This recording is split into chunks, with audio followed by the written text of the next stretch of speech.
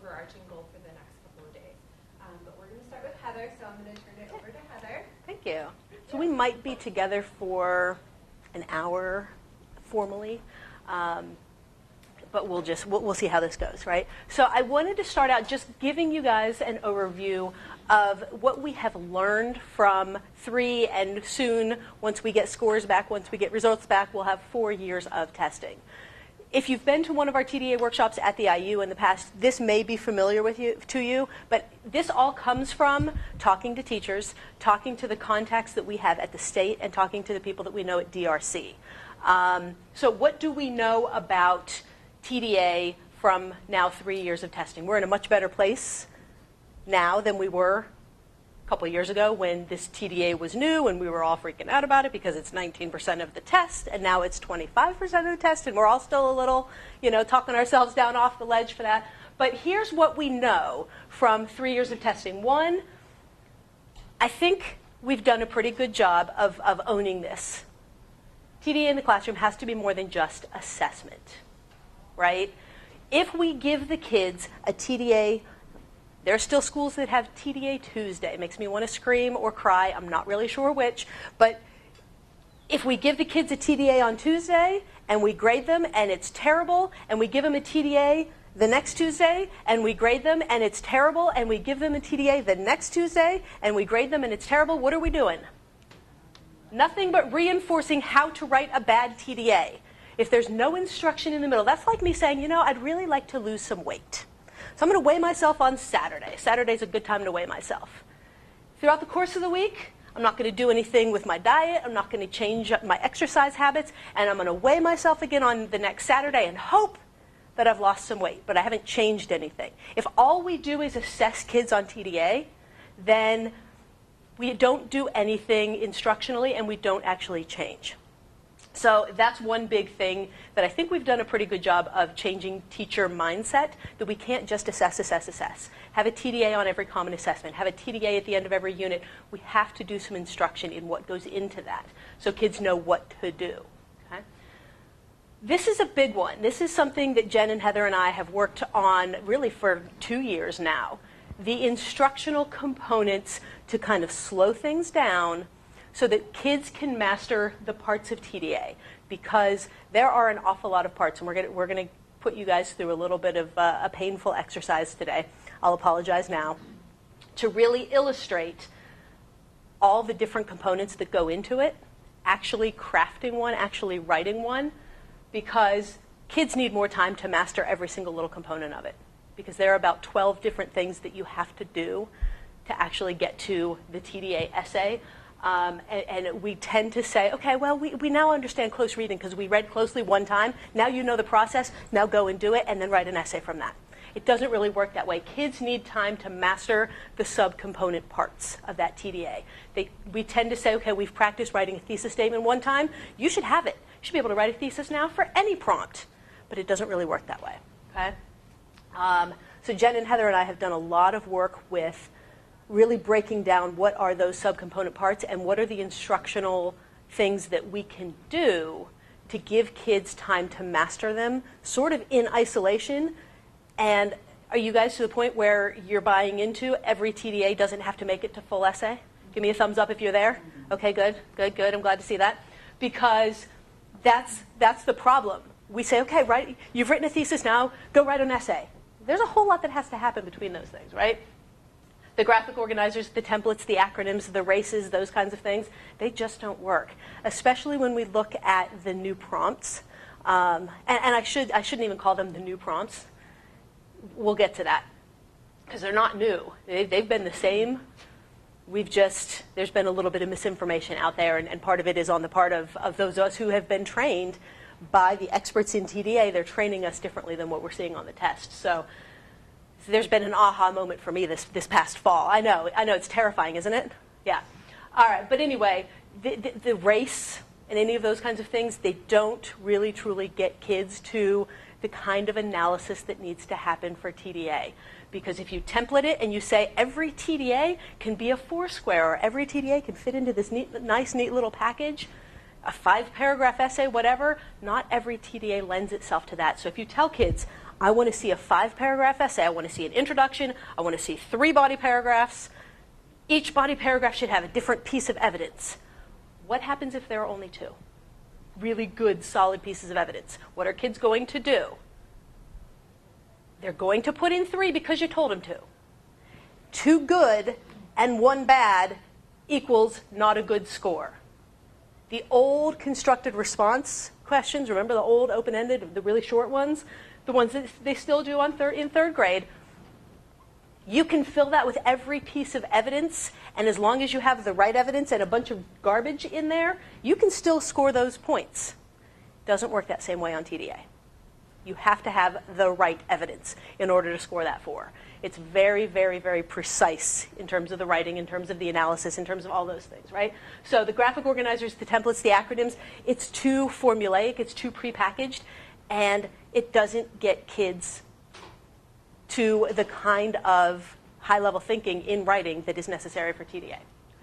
And then that TDA across all classrooms, that definitely does a disservice to kids. Have we talked about this? Guys, do you have are there any buildings in which they say, hey, everybody's doing a TDA, like gym teachers are doing TDA? Okay, good, good. Does it live in ELA only?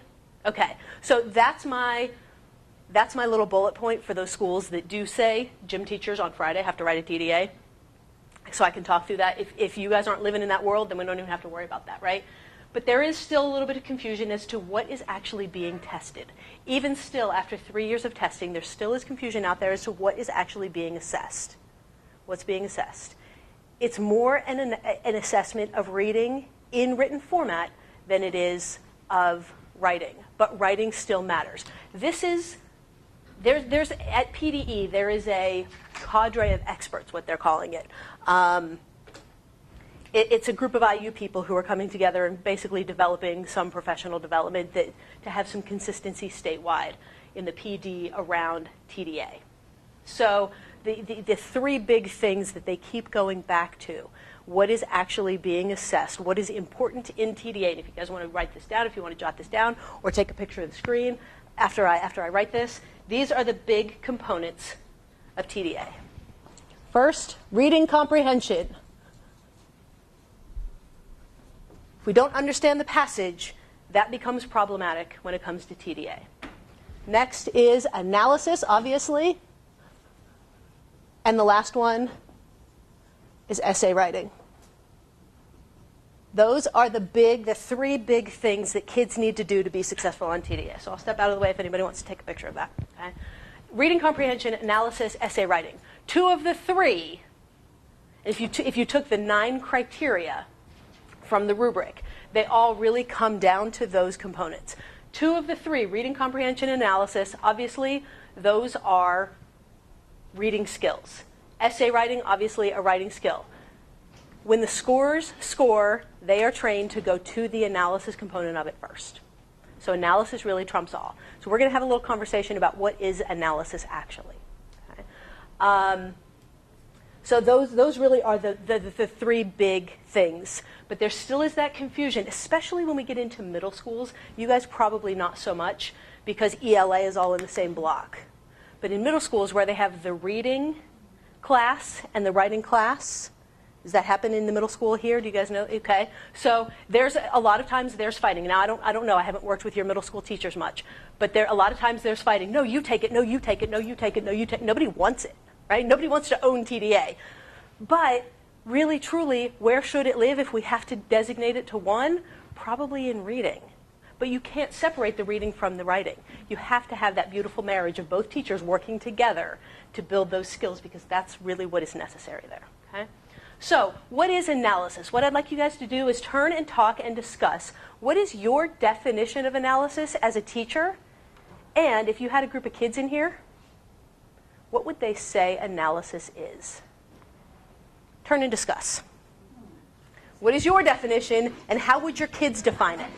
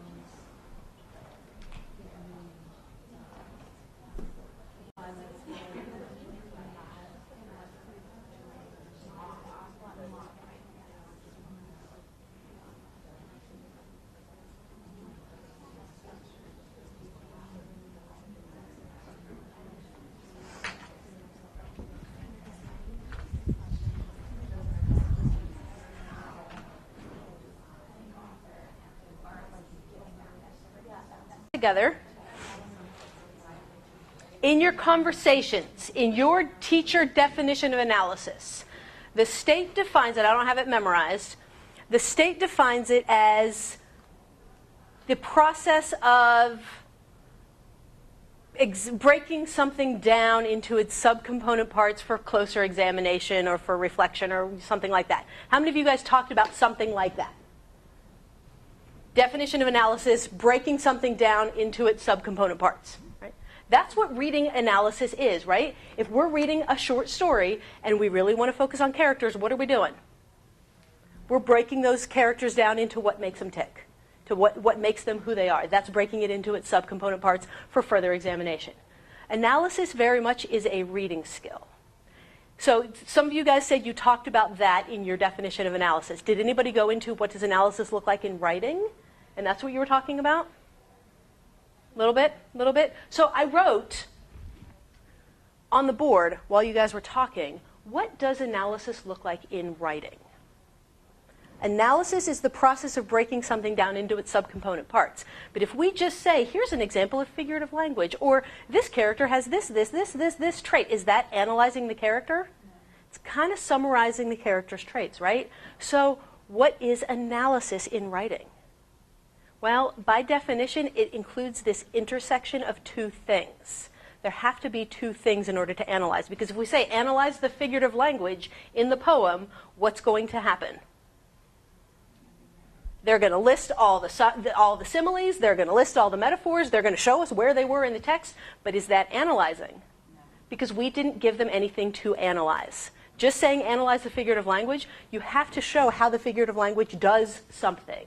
So analyze how the figurative language evokes an emotional response from the reader, right? So then we have that intersection. We've got the figurative language. We've got that emotional response. Okay? So by definition, analysis has to include the intersection of two things. Becomes really important when we talk about writing prompts. Okay? But, so then what does it look like in writing? Because I can talk about how the figurative language evokes an emotional response, but how do I turn that into writing? What is necessary for analysis in writing? One, we have to have a thesis. And two, we have to have evidence.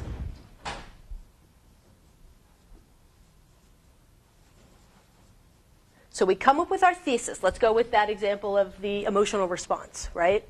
So give me a possible emotional response. I know this is really hard because I don't have a text that I'm tying it to. But what is a possible emotional response that would come from a poem and figurative language would evoke that? Give me something. Laughter, happiness. Okay. I'm so glad you didn't say sadness because it's summer. We don't need to be talking TDA and sadness. All right. So we have a happy poem, right? So the figurative language in the poem evokes a happy response or evokes a very positive emotional connection, whatever, right? So that becomes our thesis.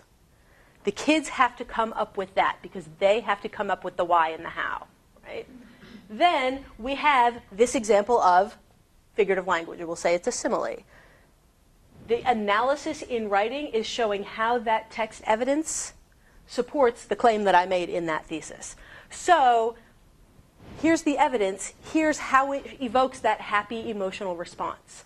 And that's where kids really struggle because there's so much inferential thinking that has to go into that. We can't just say, find the evidence and then write about the evidence. Because what they end up doing is they end up just summarizing because they don't really know how. So we have to give them some time to practice that actual analysis component in writing. And all of the activities that we've developed have really gotten to practice that writing the analysis part.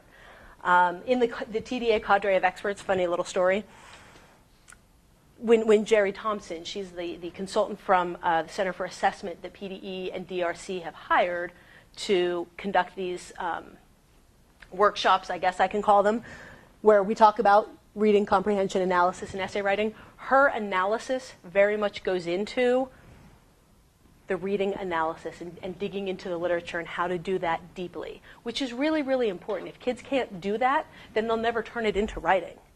but I asked her at the most recent one that we had, I said, all right, so the teachers that I work with struggle with how to have kids turn that reading analysis skill that you keep talking to us about, how to turn that into writing. I said, so do you have a clear, concrete, specific definition of what analysis looks like in writing? And she faltered a little bit, and I thought, oh, you're supposed to be the expert. But so she faltered a little bit, and she said, well, when you had to write a literary analysis in high school, what did you do?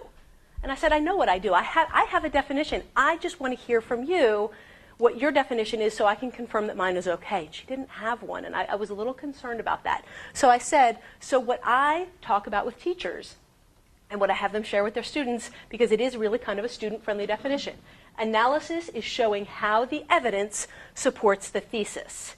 And it includes that inferential thinking beyond just surface level, right? And she said, that's exactly what it is. So that was a nice little pat on the back for me. But the fact that she's focusing and so much work is being focused on the analysis in reading and not the analysis in writing was a little bit concerning, but I think that's the missing piece. I really genuinely, all the work that I've done with teachers in TDA, I think that is the missing piece. So if we can give kids that practice with analysis, I think that becomes really critical. Okay? Yeah, please. I just ask a question. So one of the biggest problems that I teach fourth grade, so it's the first time they're seeing it, Yes. which is where we run into the problem of not being formulaic, but they need something. Yes. They don't have any idea what this is, what Yep. it looks like. Yep. They're 9. Yep. Yep. But then the other problem that I'm kind of coming with whenever we get to analysis is a lot of my students lack any sort of life experience, background knowledge, anything to draw on to actually do an effective analysis connecting their evidence to the thesis, because they don't have anything to draw on. They're very limited in experiences, so especially the range of TDAs that can come up and the text that they're reading that are completely unfamiliar to them, they really struggle with the analysis, I think, because of that. Sure. And I don't know how to... Okay. So if background knowledge is the issue, then my answer becomes let's try to do what we can to build that background knowledge. So before we read this text that they have no prior connection to whatsoever, even before reading that text, is there something else that we can do to build their understanding, their knowledge of that concept, that topic, that farming, or whatever it might happen to be? That might help a little bit. But generally, the thesis is going to be. Well, we're going to look at the prompts in a little bit. A lot of times, the thesis is write an essay analyzing how the author develops this particular point. So the first sentence will be, here's some main big concept from the passage. Write an essay analyzing how the author develops that point. So then the struggle becomes, how do authors actually develop their points? Do they do it through examples? Do they do it through anecdotes? Do they, of course, anecdote, I wouldn't expect a 9-year-old to come up with that word anecdote. But, so if it's that kind of a prompt, we need to talk to them. We need to really make sure that our instruction focuses on how do authors develop ideas, or how do, that development of main idea. But we're going to see that the prompts that we have been using a lot in the past are a little bit different from the prompts that are, what Jen and Heather said kind of as we were starting today. They're different from what we have been seeing trending on at least the item samplers. I can't speak to the PSSAs themselves because I don't get to see the test. And you know what happens if you look at the test. You end up in PSSA jail, right? So, but we'll all be there together. It'll be a fun party. But, so I can speak to the item samplers, but there are consistent trends in those item samplers that the prompts that we have been using don't necessarily lead the kids. They lead kids to kind of one prepackaged response. We'll take a look at that in just a second. And the prompts like write an essay analyzing how the author develops this point leaves it so much more open that there's not one set expected response. So if for example, we say the author uses examples to develop the idea, here's the example, here's the text evidence, right? Here's the example that the author uses. This is how it develops that idea. So the kids have to understand that idea, but generally the big idea of the text is something that's going to be accessible to kids because it's going to be a theme or it's going to be a main idea depending on the mode of the text. So I think the way we've developed the prompts is actually going to help some of that because it's not pigeonholing kids into one specific thing. So hold that question, hold that thought. I know I didn't completely answer it, but hold that thought for when we look at some of the prompts. Okay. Yeah. I think too, something that I recently have tapped into is using mentor texts. So, right at the beginning of the year, like exposing them to, because they've never really seen a text-dependent analysis in its true form, like what we expect from it. And Yeah. so I have been like starting with a mentor text, and then I have like an interactive checklist, and they actually have to, find those. It's like a scavenger hunt. Like, can you find the things on this interactive checklist in this TDA? And I wouldn't just have them do that on their own first. Like, we would Modeling do it. that together as a class so that they know what the evidence looks like and the difference between the evidence and the analysis, and like just finding where's the thesis statement and all of these different things.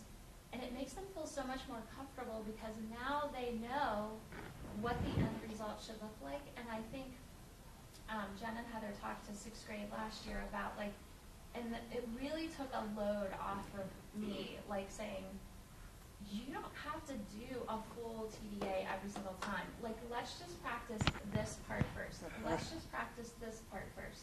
But after we've mastered this part, then we can put them together and they start to see.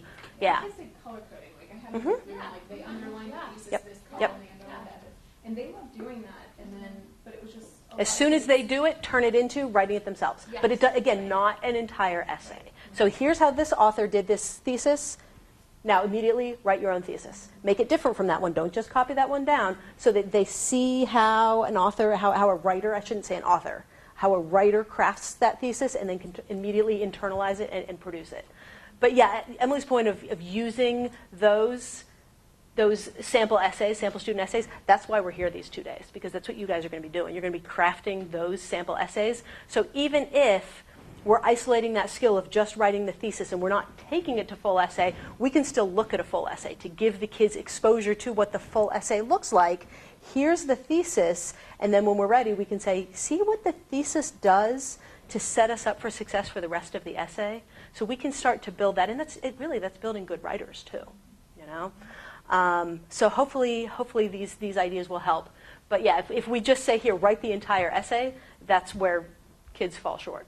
Because especially 4th graders, because they don't have any idea. They don't have any idea. But building that ability to connect the evidence to the thesis, it's not like that comes automatically. Definitely modeling that becomes helpful. Okay. All right. So let's talk just very, very briefly about what we have found with students and TDA and teachers and TDA, and then some kind of connections there. Tell me if you see anything reflected here in your own classroom with your own students for the past couple of years as you've been working through TDA. What do kids do well? They're pretty good at finding evidence. Give them a highlighter. Well, we know what sometimes happens. Looks like somebody took that paint roller, right, to the entire page. But generally, if you say, here's what you're looking for evidence for, they're pretty good. If you give them a focus for the highlighting, they're pretty good at finding evidence. And most of the time, it's pretty relevant evidence. You guys find that? Your kids are pretty good with that? Okay. As long as they know what exactly they're looking for.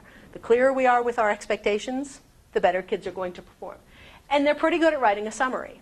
Sometimes that becomes problematic, though, because they turn the entire essay into a summary. Generally, the reason they turn the essay into a summary is because they don't know what else to do.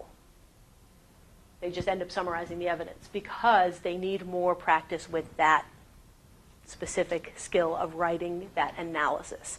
So where do kids struggle? Well, answering the question. 2 big problems I have with that. One, the word question, because if you say to kids, answer the question, what do they look for? They look for a question mark, and where is the question mark in the TDA prompt? I try really, really, really hard to get, and I've been working on this for years, and I still slip every now and then. And I live in TDA. Like this is kind of like one of my big things at the IU. I try to not use the word answer and not use the word question anywhere. Because the thesis kind of is your answer to the question. But if you say to the kids, answer the question, and that's why race became so problematic. That's one of the reasons, right? Because it was restate the question. Well, first it's not a question. Then answer the question. Well, how do I answer the question when it's not a question, right? There is no answer. So I use language like it's your initial response to the prompt. as opposed to the answer to the question, right? So just trying to change that language, trying to get answer and question out of your verbiage completely. But that's where kids struggle. They struggle with coming up with that thesis, which is kind of like the answer to the question. Kids also struggle sometimes with discerning the best evidence. They can find the evidence, but how do they know what is the best evidence? Sometimes they struggle there. They definitely struggle with analysis. And they struggle sometimes translating that evidence and analysis into essay form. So our entire process kind of gets kids to isolate those. Do you guys find some of those same struggles within your kiddos? Any others that you find? Any other struggles that you find for your kids? And again, this comes from talking to lots and lots and lots of teachers. These are the trends that we see pretty much across the board in Allegheny County. As far as TDA instruction, we talked to, again, lots of teachers, and lots of teachers say, well, I'm strong here, I'm strong here, I'm strong here. But the one place that we see just about every single teacher, every single ELA teacher say that they are strong is in that teaching the inferential thinking about the text. We are good at getting kids to analyze the text. We're really good at that. But when it comes to turning it into writing, that becomes a struggle for a lot of teachers. Okay? But that is really the one thing that most teachers across the board say that they are pretty comfortable with, is teaching that inferential thinking about the text. Where they struggle, writing good prompts. You guys are very fortunate that you have a team of people who are writing the prompts for you. So, because I'll tell you, we've sat in a room for an entire day sometimes just doing nothing but writing prompts. And in an 8-hour day, there have been days that we've written like 5 prompts in 8 hours. And that's ridiculous. It really is crazy. How can you be expected to do that in your 45-minute planning period when you also have to make all your copies and call 16 parents and return all the emails, right? It is really hard to write good prompts. So, but I will tell you that the prompts we have are good prompts. So you guys you're in a really good place. Teaching the kids how to break down the prompt. That is sometimes a struggle for teachers because each prompt is going to be a little bit different, and we want sort of, I don't want to say a formulaic way of doing it, but we want, look for the 2 skills. We'll look for this, look for this, look for this. But not every prompt is going to have those things. So how do we teach the kids to break it down? Are there other ways that we can do that? Teaching what analysis is, and some of that comes from a lack of understanding on the teacher's part. Teaching the kids how to get from that list of evidence to essay, and breaking ourselves from those graphic organizers. Writing instruction has certainly changed since we were students ourselves. A lot of different factors that we can talk about there, but graphic organizers often are serving as writing instruction, but that doesn't actually teach kids how to take the stuff that I've put into a graphic organizer and actually really truly craft a good solid essay. So these right here sort of go together. Because of graphic organizers, we have a hard time teaching them how to get from the graphic organizer to the essay, because we just say, oh, well, fill in the graphic organizer. And now, go do an essay and take the entire period, and I'm going to go sit and check my email, right? So those sometimes become a little bit problematic because we struggle with how to teach writing. How do we teach writing well? It's tough. It is tough because it hasn't been a focus as much because we're held accountable to our reading scores more so than our writing scores, right? So a lot of issues. That's, again, I'm not saying that is necessarily evident in this room, but these are some of the trends that we hear from teachers talking to teachers all across the county. Okay? So then when we put them side by side, where the kids struggle, where the teachers struggle, just take a look at that. What do you notice?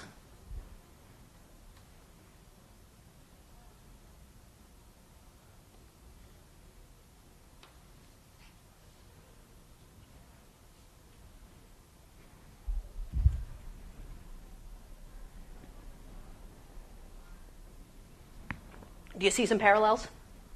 This is not intended to be a finger-pointing activity. Please don't take it that way. It's not supposed to be, well, because you stink at doing this, the kids stink at it. Like, it's not a cause and effect thing. But it really becomes very illuminating that where the kids tend to struggle is where we are struggling. So for me, as the professional development person, that tells me if teachers are struggling with this, let's fix this. Let's help the teachers overcome these obstacles, these struggles, because then they'll be able to translate it into classroom instruction that will help the kids overcome this too. So it's not supposed to be a finger pointing. It just becomes very like, so the kids are struggling, I'm struggling, we all need some support with this, okay? All right, so that is really kind of like the big overview that I wanted to share with you guys. Let's take a look at the prompts and talk about what we have done in response to this. We went through and pulled up the item samplers from, we now have 4 item samplers. Now, there was some overlap, there was some repeat with the first 2 years. The first year there were prompts, the second year those same prompts were on the item samplers, then they also added some more.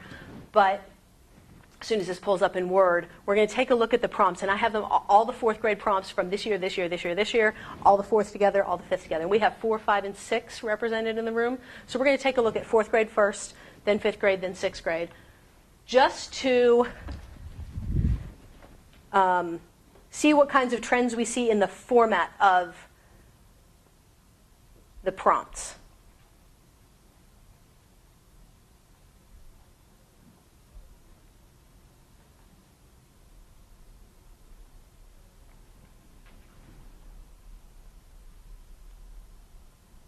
There it is.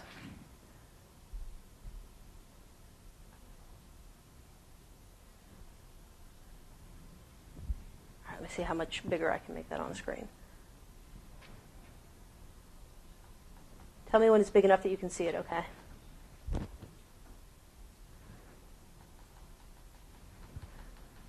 that good? All right, we'll just get all the 4th grade up there on the screen.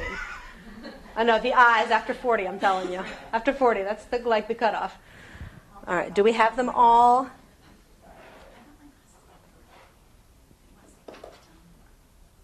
All right, I need to go down just a little tiny bit, just so we can see the entire prompt on screen. All right, so here's where we started. And we're moving up to more recently. Obviously, we don't have the item samplers from this year. They'll be out in the fall, okay? So we know that by definition, the kids need to analyze 2 things. Look at those prompts and see if it is explicitly stated what those 2 things are.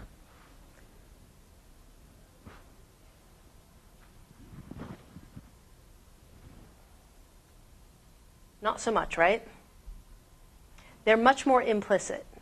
Now, until this past fall, when I started looking at the prompts and saying, man, those 2 skills are not explicit there, and then we started looking back throughout the past 4 years of item samplers, we had been giving prompts where the 2 skills, almost like the standards being assessed, the keywords were explicitly in there. Write an essay analyzing how the characters develop the theme.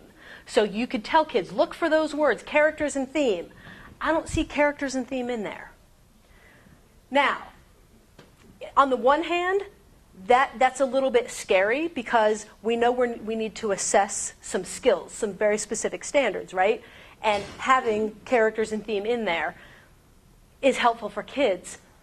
But the problem with that is if the kid doesn't really truly understand the theme and how to identify a theme, or if we're afraid, I mean, sometimes we get the question in our workshops, what if the kids don't come up with the right theme? That becomes a little bit problematic because then we're sort of pigeonholing kids into like a sort of expected response. These don't pigeonhole kids. So the kid who doesn't know the word theme has a chance. We've got a chance there, right? So here, organization of the passage. Okay, so we do occasionally see a key word there. So we know we're looking at text organization. Maybe we're going to look at chronological structure, or maybe we're going to look at, I don't remember what the passage was, how it was organized. Probably a list form. Probably a list of steps, right? So it helps the reader to understand the tasks. So understanding the tasks is kind of like supporting details, right? But it doesn't say, write an essay analyzing how the author's organization supports or develops the supporting details, right? We don't have that keyword of supporting details. We know the skill is there, but it's not necessarily explicitly stated there, okay?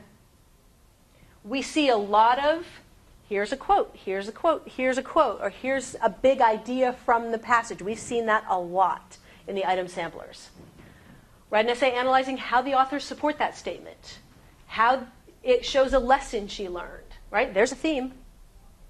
There's a theme in an informational passage, right? One who is greedy always wants more. Is that not a theme statement for 4th grade, right? How both passages show that to be true. So it's kind of how both passages develop that theme. Or what examples are in there to show that that statement is true. So the other skill, especially in these guys, comes from how do the authors support that? How do the passages show that to be true? Is it through the characters? Is it through something else? That becomes the other skill that's being assessed. So if you have been teaching your kids to explicitly look for those 2 key words, they're probably not going to be there. And that's what led us into revamping the prompts that we have that accompany Wonders for you guys this year, because we had so many prompts that were write an essay analyzing how the characters develop the theme. So we've revamped them into this. Now, have you guys, in your instruction, have you taught the kids? Look for keywords to see what skills you have to analyze. Have you taught that in terms of the breaking down the prompt? All right, so that's something that we're going to need to break ourselves of, because obviously we don't have that. We can go down to 5th grade. Let's take a look at 5th grade. We're going to see the same thing. Detective work is involved in cave science, how it's supported throughout the passage, right? There's the main idea. The main idea, the big idea, is given to us. How the point is supported throughout the passage.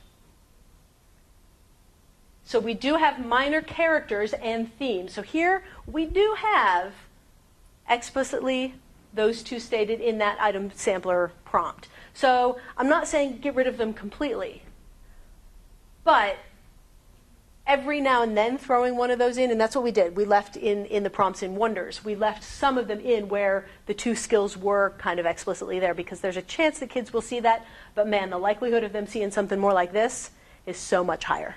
So much higher. Okay? How her family was important to her success. How characters played a role in main idea, big idea, her success. She was a successful person. Okay? And then the bald eagle. I don't even want to talk about the bald eagle. It's just such a terrible prompt. Based on the passages, it was a terrible prompt. But so you see, so many more of the prompts are based on something that we pull from the passage, not necessarily too explicit, explicitly stated things. And then 6th grade, you guys can take a look at yours. Parenka and the dumplings. So we do have characters. The characters are listed, right? Parenka and Olya, they're listed there. But what's the other skill? It took me a long time to figure out what was being assessed when this item sampler came out. It took me a really long time. I dug into 6th grade for a ton of time, and it was when I finally read the kids who scored a 4, I was like, oh, it's the theme. Because the significance is, if you work hard, good things happen to you. If you don't work hard, bad things happen to you, right? If you're not familiar with the passage, the one who didn't work hard got fired. The one who worked hard, spoiler alert, the one who worked hard got promoted. There's your theme. So that was the significance of it, the significance of their approaches, so that character analysis, because the lazy one who didn't work hard, character traits, right? So that one took a little bit more time for, those of us who know a little bit more than your average person about TDA. Some of those become troublesome and difficult for us too. Okay? You can see the effect that the memory had on his life. A lot of people see that word effect and think it's a cause-effect. Cause-effect is not a reading skill, though. If it's an organization of cause and effect, then it could be, but cause-effect is not actually the reading skill. It's that how one thing impacts something else. There's a standard for that. I think it's the H standard, but there's a standard for that one. And the importance of the body's clock to people's everyday lives, the significance, again, a main idea, a theme. In this case, it was main idea because it's an informational passage. And then, so we have theme explicitly stated in the first one, But how do the poem and the passage both develop that theme? One develops it through one technique, so that technique becomes the other skill, the other one through the other skill. Okay? So that's how the work that we did came about, by looking at these and saying, man, the prompts that we've been giving to the teachers don't really truly reflect the kinds of prompts that we're seeing on the actual test. So we have rewritten those prompts, and as a result, we need sample student work. What we find when we end up writing those samples for what you guys have in the, you house it in Google Drive for them? So what we find when we write all the samples is they all start to sound like Heather's writing or Jen's writing. So we need to have a lot of different voices, because when kids start to see the same kind of essay written in my style over and over and over, what do they start to do? They start to say, oh, this is how I have to do it. But we want to expose kids to a lot of different styles, so they see, okay, here's how this writer did it, here's how this writer did it, here's how this writer did it. They're not all exactly the same. All right? So that's why we need samples from a lot of different written voices, and that's where you guys come in. All right? So I know it's been a lot of me talking. Turn and talk, discuss anything new that stands out from this conversation this morning for you. Anything that's like an aha moment, anything that reinforces something that you're already doing. So just discuss for maybe 2 or 3 minutes. So I know that we have focused so much on that how, because the item samplers, we have so many hows. In the prompts that we have rewritten, because we're starting to see, I know someone who happened to glance at the test as she was proctoring, walking around, happened to accidentally glance at the oh, you had to read it to the kids, yes. Really, truly, if you look at the test, I want to know what you saw. Let's be honest. I don't get to see it. So if you know what the prompt was, share it with me. But you know, we saw a why in there rather than a how. So we started to write into the prompts some whys as well as some hows, because we're starting to actually see that on the test itself. Not so much in the item samplers, but I wouldn't be surprised if this year's item samplers might have a released item that is a how, or that is a why. So I know that's a little bit scary, because if we teach kids, look for the how, look for the how, look for the how, and then there's no how, then what? They just melt down. So that's why teaching them across the board, more than just look for this, because this might not be there. Right? Look for the 2 skills. 2 skills aren't there, they don't know what to do. Look for the how's not there, they don't know what to do. So it needs to become a bigger, well, that on that one slide that I had, teaching kids how to break down the prompt. We can't say look for this very specific thing, because we don't know for sure what it is, but teach them the skill of figuring out from what they have what they need to do.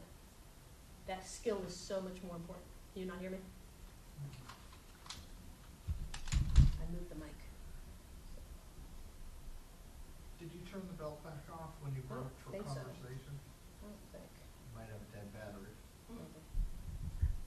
To share out a little bit of anything that we shared this morning that you talked about, that you discussed.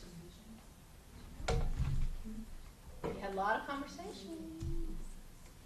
Anything in particular that was an aha for you, something new from what I shared, or something reinforcing, like, phew, I'm so glad to hear from someone who kind of knows what she's talking about, that what I'm doing is the right thing. Anybody have that moment? Yeah. Just that you don't need to write the whole essay. Yeah. Break it down. Yeah. I do love the idea of having an example of an essay to show the kids, so that they see that thesis statement, which we're isolating the skill of writing it, but we show that thesis in context. Because kids do need to see that big picture. If we wait until February, after we've taught every little subcomponent, and in February we say, okay, now you're going to write your first essay, but they haven't seen an essay, it's a little scary. So that's why we're going to be writing essays from Unit 1, Week 1.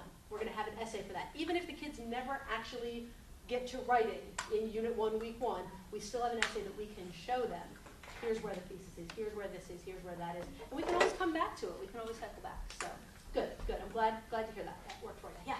I was going to say something else that the kids really enjoyed was when we finally got to the point where they all wrote their own. Like, I set them up for it, but when they finished it themselves, even though we had done so much of it together, they were all still different. So like we projected, we would put somebody's up, and we would go through and color code each other's, and they really enjoyed that because even though they were different, they could see how the kids changed just one or two words to make it to, like, I think that was cool.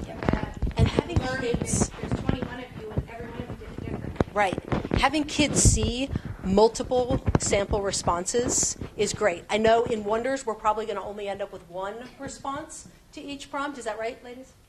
Yeah. But just teaching kids, this is not the one way. This is an example. This is a sample. It's not an exemplar, right? That's sometimes the item samplers are misused that way. That they are used as exemplars, not just as samples. And you know the difference, right? An exemplar is, this is how you're supposed to do it. That's why they give us two. Here's one that was pretty decent. Here's one that still scored a 4 and really wasn't that great, because you guys have probably done the same thing, right? You look at the student samples and you say, how did they score this kid a 4? That Charles Young passage, that one, I still don't know. But that's a good thing, because that tells me that you're going to hold your kids to a higher standard when you actually get to scoring them.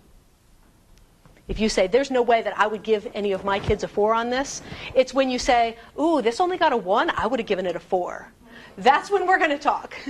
That's when we're going to have some words. But they are samples. It's just one person's way of approaching this. How else could we do it? So here's how this person wrote a thesis. Is there another way we could write this thesis?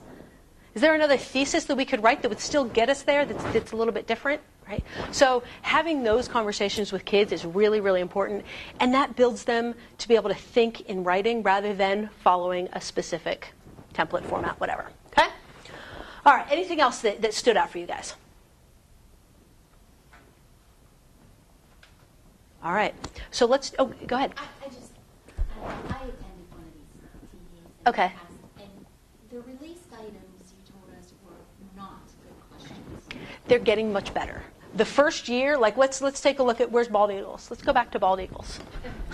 The first year and even the second year, they were not that good. Now, they didn't have, at DRC, our testing company, they didn't have a whole lot of items to release to us. So they had to keep the good ones for themselves. And the only thing that they had to release were the ones that they said, this probably isn't all that great. So the first couple of years, they definitely were poorer quality and probably rejected items. In the past year, 2 years, I would say, they've gotten much, much, much better because now they have a bigger bank. And now they can start to release some that they've used a couple of years, and they've said, ooh, these are good, but they're starting to get too old for the test because people are starting to get too familiar with them. So now we can release them as items. So yes. That is definitely something that has changed because now in 4 years, we know that the item samplers are better. But really, truly, the item samplers, they're not intended to be sample prompts to give to kids for practice. They're intended to be used the way, hopefully, you guys are using them as mentors, as examples. So even if it's not a good prompt, there still was probably, like the bald eagles, it's a terrible prompt. There still were a couple of kids who were able to put together a good essay, even though that prompt was awful. So we can still look at how this kid developed this essay, even though I would never in a million years give it to my kids to practice, right? So the bald eagles passage discusses the impact that people have had on the bald eagle. Write an essay analyzing how people are helping the bald eagle to increase in numbers. It was all very explicitly right there in the prompts. 5th grade people, you guys remember that? It was very explicit. They're putting these guards over the power lines so that the bald eagles don't get shocked. And they have done away with the DDT or whatever that chemical was that they were spraying that was making the eggs so fragile, the eggshells so fragile. So doing away with that made their eggs, but it was all very explicit in the prompt what people were doing. So there was nothing to analyze. So kids just generated a list of all the things, but then when it came to the analysis, and when teachers were giving that prompt, they were like, the kids can't analyze from this because the prompt doesn't lend itself to analysis. And that's why writing your own responses to student or to the prompts becomes really powerful, because you make sure that there is actually something worth analyzing in there. Because if you find yourself as an educated professional just generating a list of evidence, we know that that's a problem with the prompt. It's not a problem with you. It's probably a problem with the prompt. Okay? So we can ward that off before we even give the prompt to the kids by just making sure that we, craft our own response there. So yeah, some of the early prompts are pretty awful. Even the 6th grade prompt early on, if you look at the standards, it's actually a fairly decent prompt for 7th grade. But if you look at the standards, what do the standards say kids have to do with theme in 6th grade? Identify it. What does that one ask them to do? Develop it. So they gave a 7th grade prompt to 6th grade kids because 7th grade is where the standards say trace the development of the theme throughout the passage. So it's a great prompt, just not appropriate for 6th grade kiddos, and that's probably why that was released, right? So, but we see, like, especially the 2 more recent ones, I go, that's a really good prompt. This one, it's okay, but there probably is still something that they found that went wrong there, right? But the last 2 years really have been much, much, much better. So hopefully that makes you guys feel better about using the prompts in class. This year Yeah. it'll be even better. Let's hope. I can't say that for sure, but yeah, they have enough to release decent prompts that they don't have to resort to the rejected ones anymore. Yep. Okay. So yeah, go ahead. Some of the problems that we have too are that the selections in our wonders are very, very lengthy. Yeah. It's difficult to do close reading Yeah. to respond to a TDA. So I know that we're able to use other resources like Musea. Can those not be used in science and social studies though? The problem with TDA across all classrooms, TDA in science, TDA in social studies, is when we departmentalize. Do you guys departmentalize? Okay. So okay. It's looking like it's going in that direction. Okay. So if you are trained in the reading standards and you know the reading standards very, very, very well, then absolutely you can do that as part of science and social studies, because you'll be able to choose texts that are complex enough, that are worthy of. Sometimes the Newsella stuff is a little bit superficial and it's tough to write a TDA just because there's not enough complexity to it. But if you find one, terrific. The problem we find with TDA across all classrooms is, let's go back to nothing against your phys ed teachers because I love them dearly. You guys want them playing kickball so that when they come back to you, they're tired, right? Because we know tired kids learn better. But those non-ELA teachers don't have the training in the reading standards. So when they say, write an essay analyzing the importance of the rules to kickball, kids are going to say, it's important because it helps you to play the game fairly. And if you win, you're, whatever. And the teacher who's not trained in the depth of the reading standards is going to go, oh, that sounds pretty good. I'm going to put a 4 on it. But yet, that 4 in your class or in my class might be a 1. So we send a bad message to kids by having people score TDAs or have people assign TDAs and assess them and give feedback on TDAs who don't really truly know what the depth is that is required. So we send a bad message to kids and then we say, okay, you got all these 4s in gym class, you got all these 4s in social studies class. Now, why did you only score a 2?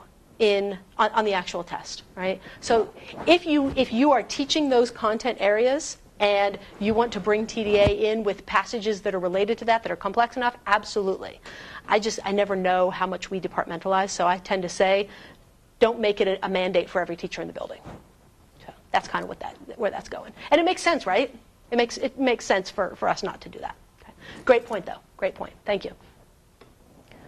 So even if you guys do departmentalize, you're here, you know TDA. So even if you become a science and math teacher in your science class because you know it, you can certainly support TDA. We don't want to over TDA kids, certainly, because TDA Tuesday, that's what it does. Kids get to the test and they're like, oh, I've done 42 of these already this school year. You want me to do another one? Forget it. And when it comes to test day, they're so tired of it that they won't do anything. So there certainly is a balance. Certainly is a balance there. Great point. Yeah. Yeah. Why in the world would the test day be the first day for a TDA? So that whenever they got to the actual scored one, my kids were so done that they did half the work on it than they did on the field test day. It was like, if you want to actually know what they can do, give that on the first day, give the field test on the second day. Yep. Like, I was very frustrated by that because I had kids work an hour and a half on they were done. Like, So, It always happens that like I feel like the lower kids always get the hardest problems. Like the kids that are okay It's heartbreaking. get, like, the real easy ones. yeah, and that I don't know. I mean, I can tell you from a test design standpoint that if we are field testing and trying to continue to improve, we don't want test fatigue to impact that. But I'm also a teacher of children. And I know that what matters for kids on their scores and for teachers in their evaluations and all that kind of stuff, if test fatigue impacts that, what message are we sending about what we care about, right? What's more important, student performance or that we have a good test for next year? I'm with you. I wish I had an answer.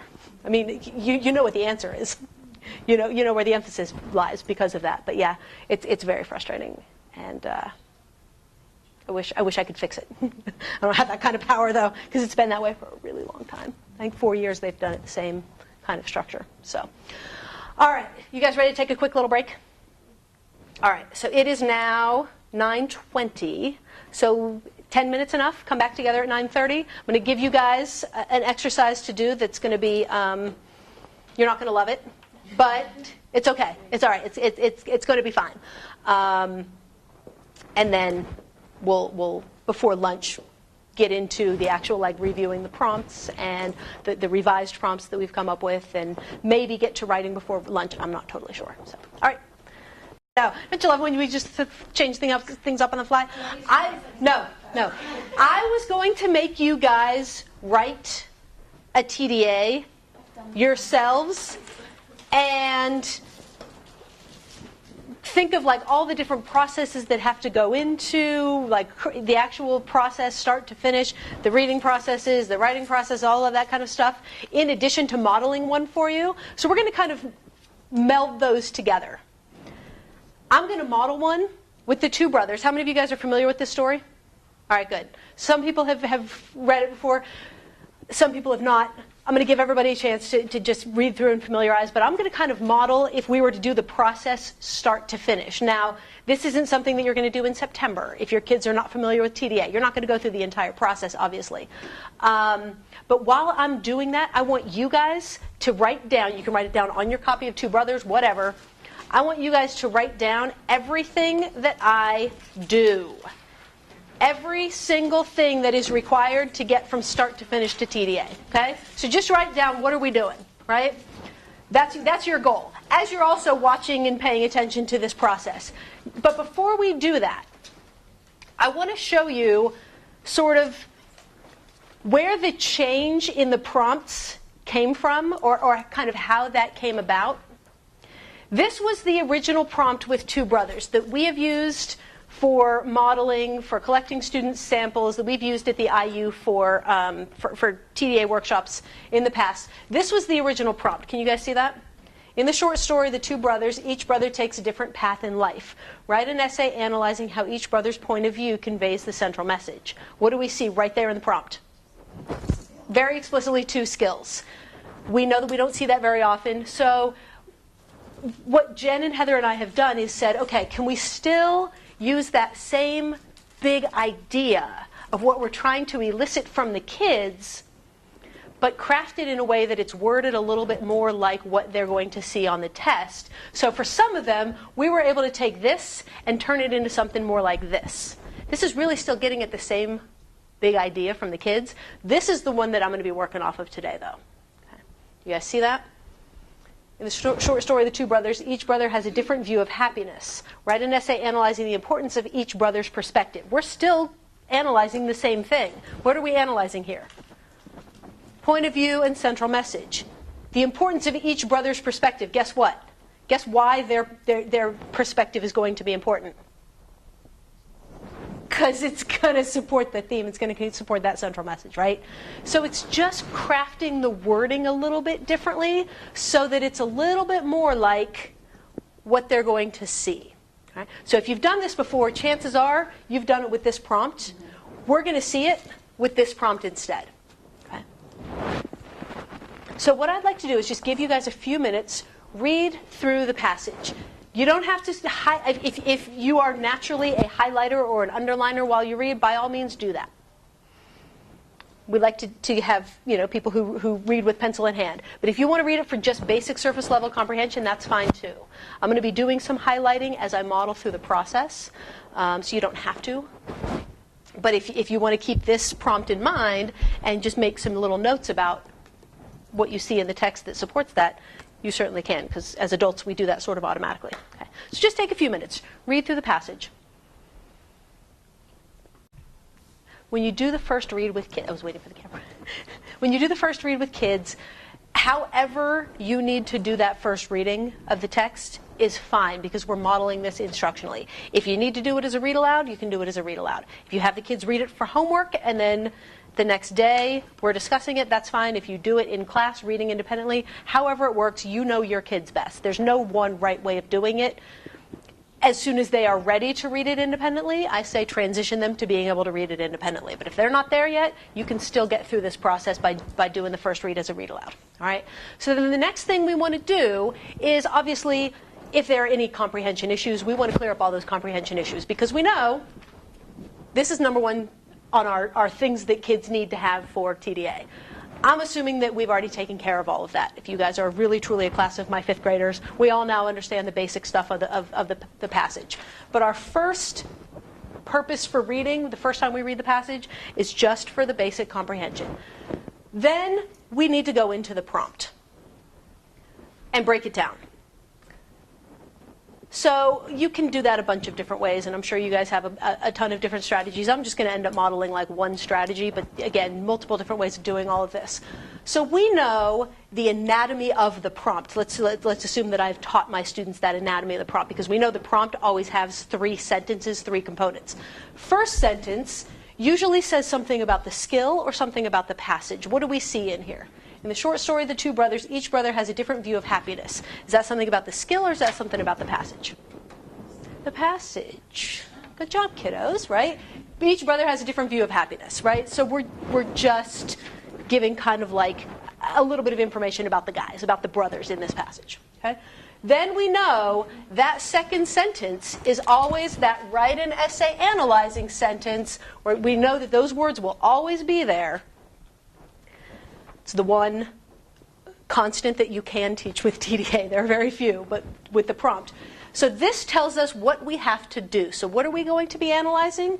The importance of each brother's perspective. Now, 5th grade kiddos, if they don't know what perspective is, that might be a little mini lesson right now. We're going to talk about point of view, but we're not talking about point of view in terms of first, second, third omniscient, third limited. We're talking about their perspective, which is their viewpoint, which again might be a word that 5th graders don't know, so I need to clarify that for my 5th graders. Okay? So now we know we have 2 brothers, so that's kind of important. And we're going to be analyzing each brother's. We're not just picking one. We have to include 2 different perspectives. But then our analysis comes in why is that perspective important. So we need to make sure that the kids understand what they need to look for, right? So we break the prompt down into what are we looking at?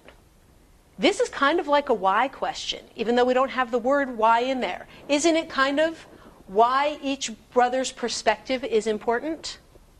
It's not necessarily how it's important, it's why it's important. So analyzing the importance of is a why. So when we go back into the text, we're going to have to look for a couple different things when we go back in the text. First, we have to identify each brother's perspective. And there are lots of writing opportunities that I know Jen and Heather have modeled where you have the kids write down, what do I need to do?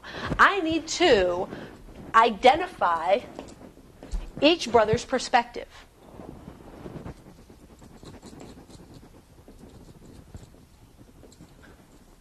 Because obviously, I can't talk about why it's important until I've figured out what it is.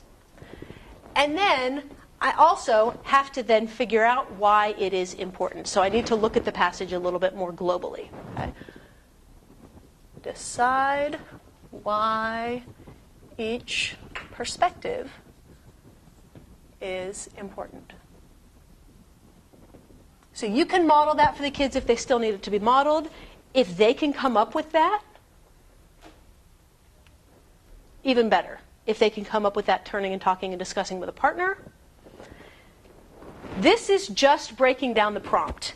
This then, when we talk about close reading and the close reading process, this sets up our purpose for going back in the passage. I don't like to use the word reread the passage, especially when we get into 6th grade, because you tell a 6th grade kid, okay, now reread the passage. What do? Oh, this is so long. I already read it one time. Why are you making me, right? That is the 6th grade child. And do we need to reread 2 brothers set out on a journey together? At noon they lay down to identify each person's perspective. Can we just revisit the text rather than reread the entire thing? You'll find me using that word reread, but what I'm really talking about is not rereading start to finish, word 1 to line 65 or whatever, right?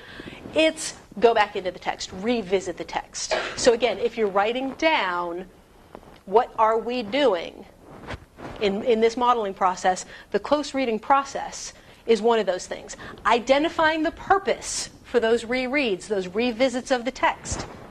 That's one of the steps in this process for TDA, right? Because you can't do a TDA without going back into the text. All right. So we need to identify each brother's perspective. All right. So we're going to go back into the text. We're going to read, now that we've broken down the prompt and identified what we need to do, we're going to find that information. So what I'd like you guys to do with a partner, go back in and see if you can find, maybe put a little star next to any paragraphs or any particular lines where you see one brother's perspective and then the other brother's perspective. What helps you to identify their perspective? We'll start with the video again. Are we still recording? Okay. You're going to edit all this out, right? All my garbage. Okay. So you guys had the task of finding information in there that helps us to identify each brother's perspective. One thing that I heard the pairs in the group of 3 talking about, this paragraph up here, I'm going to scroll up just a little tiny bit. And if I had this on a smartboard, I would be much more efficient at my scrolling. I'd be highlighting. You guys have smartboards? No. Okay, document cameras, same thing. I mean, you could do this on an overhead projector if you're still living in those ages, you know? But you can also do it on a laptop. You can certainly do it on a laptop as well. All right. Yeah, I'd be highlighting what you guys see. So here we see a whole paragraph about what the elder brother, the older brother, is saying, right? So here's some stuff that helps us to identify before they make their decision as to what they're going to do. If they're going to go into the forest and find the stone, or and find the bear cubs up the mountain, or not. How could we summarize in a couple of words how this brother feels? All right, he's skeptical, he's cautious. I was going to say conservative, but you guys are definitely coming up with those 5th grade words, you know. All right, so older brother. Skeptical. He's cautious. He's not cautious. He's not so much willing to take the risk. But then down here, we see the younger brother. And what do we see about the younger brother? Ooh, he's adventurous. I like that word. What else do we see? All right. So the younger, we see adventurous. We see impulsive. See, maybe he's a little bit more outgoing, a little bit more adventure. I like that. Ambitious. Good, good, good. Okay. So we're seeing some character traits. So how can we turn those character traits into their perspective? So we might say that the older brother has a more cautious approach. And again, we can go back to the prompt, to happiness. His path to happiness is a little bit more cautious, kind of status quo. Again, I don't expect a 5th grader to know status quo, but let's not make major changes. let's just kind of do the things that we know make us comfortable. That's his perspective, and I would have you guys writing this down. Younger brother's perspective is, how do we get to happiness? By taking a leap of faith, by being adventurous, by following our dreams, taking chances, right? That's his view of the path toward happiness. So now we've identified their perspectives, but just saying, here's how one brother has this perspective to happiness, and here's how the other brother has this perspective to happiness, doesn't really get us to what the prompt requires. What does the prompt require? The importance of it. So now, turn and talk to your partner. Now that we've identified each brother's perspective, why is each one's perspective important? And again, if the kids weren't ready to have this conversation, I would be modeling it. But just to keep you guys involved, go ahead and discuss. Why is each one important?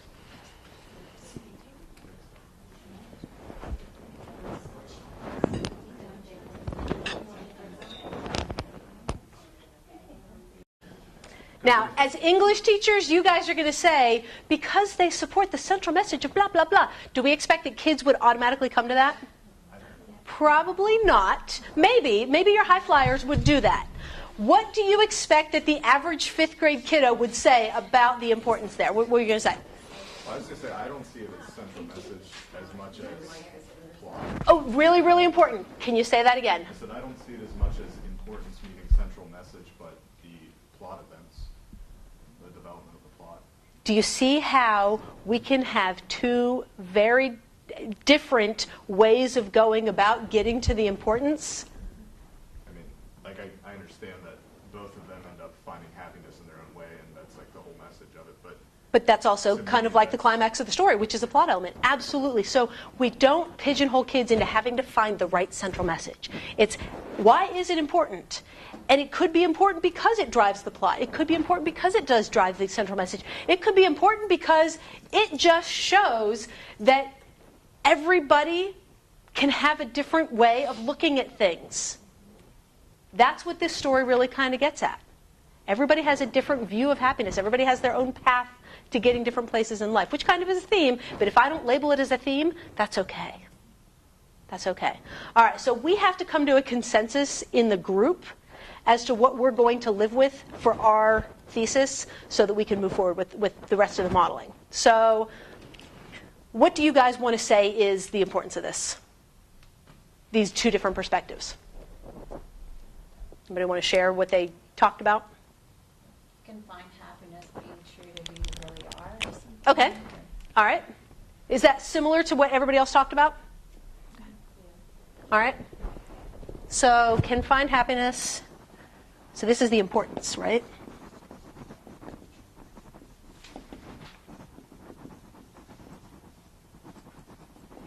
Find happiness by being true to your beliefs? Okay.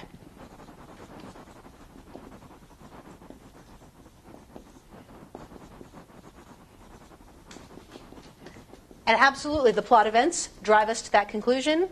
Analyzing the passage thematically drives us to that conclusion. Okay? So different ways of looking at it, still both right there. But is this the only way, is this the only thing that we could talk about the importance is? We could probably say that about 26 different ways. Okay? And have different interpretations that are still right. All right. So now we need to put all of this together into a thesis, because our next step, now that we have all the information that we need for the thesis, is to actually write that introduction. Now, some teachers really struggle with the idea of having the thesis right there, right away. Boom, we're just going to go right into it. Some people want to have something else because they're teaching kids that an essay, an introduction to an essay has multiple components. We've seen essays that score a 4 that start with the thesis. We've seen essays that score a 4 that start with something else. We probably don't need that, catchy introduction that we tend to teach kids, because what do? Have you ever found a stone that had a message on it for you and gone up and found, that's what they want to do. They want to go to that silly question. right? And that's what kids are going to do. That's if you say, start with a question, or start with a quote, or start with a whatever, they're going to go to that question. And the question they're going to say is, have you ever found a stone in the woods? And that's probably not the most academic way of starting out this essay. So if your kids, or if you feel like starting with the thesis that's just uncomfortable for you, let the kids start out with a very brief summary of the passage. 1 or 2 sentences. It gets summary out of the way so they don't resort to summarizing the passage for the rest of the essay. Let them do a 1 to 2 sentence summary. Now, we have to teach them how to do a 1 to 2 sentence summary if they don't know how to do that, right? Because summary, you tell kids to summarize, and what do they end up doing? Retelling the entire thing. So we have to teach them that very concise 1 to 2 sentence summary. So let's just say that we've taught our kids that, and we want to model that a little bit. So how could we create, and again, I'm doing this totally off the top of my head. We have not developed sample responses yet for these passages. We haven't given these to kids, so I don't have sample responses. So this is all very organic how this is coming about. So quick summary of this passage. We could say the 2 brothers, and if you teach kids that it should have the title and the author, you could certainly say The 2 Brothers by Leo Tolstoy is about, right? Okay, so let's do that. Is this our thesis? Nope, this is going to be our brief summary. This will be our brief summary of the passage. Again, there's no one right way of doing it, but if you're not comfortable with just thesis as introduction, this is something else that you can add to the introduction that still meets those academic requirements or academic expectations rather than, do you like bears? You know, that kind of thing. All right, so the passage, The 2 Brothers by Leo Tolstoy. You guys don't have to write this. You can just follow along or whatever. If we like the essay that we came up with as a sample, we'll save it and we'll send it out to you guys. By Leo Tolstoy, is about. Do you like the short story instead of passage? Yes. Okay. It's fine. All right. Is about. I don't know that I want to say the short story, The 2 Brothers, is about 2 brothers. I don't love that wording, right? Is about.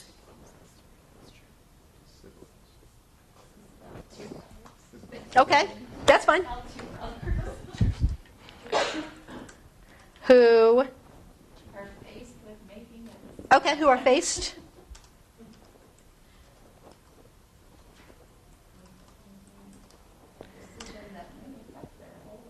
All right, so they make different decisions, right? Each one makes a different decision and ends up happy, even though they're very different, okay?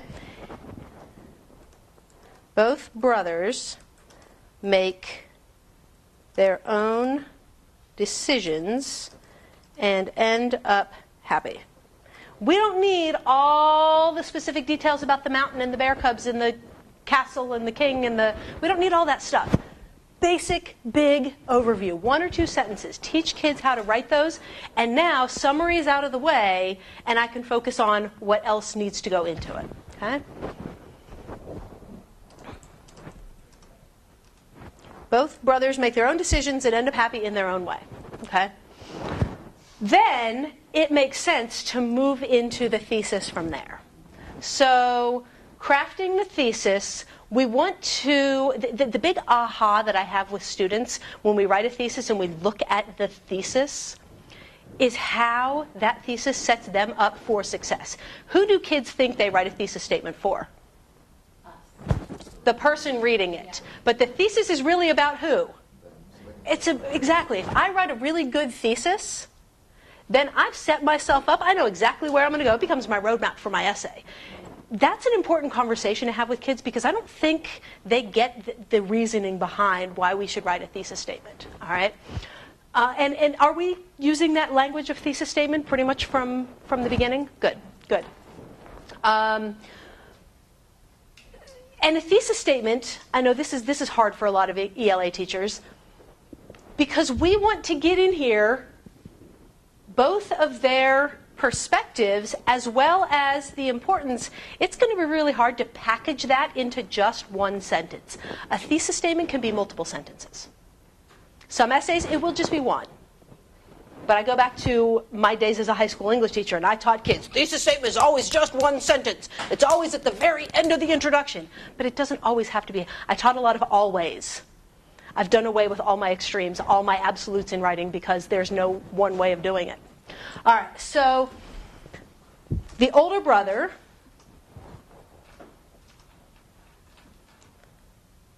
perspective is that happiness comes from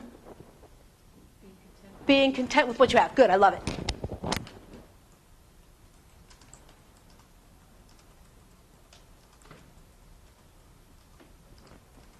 And we see that in the end as well. We could direct students' attention to the end of the story to figure out what their real perspective is as well. Okay? And I could even make this into a longer sentence. While the younger brother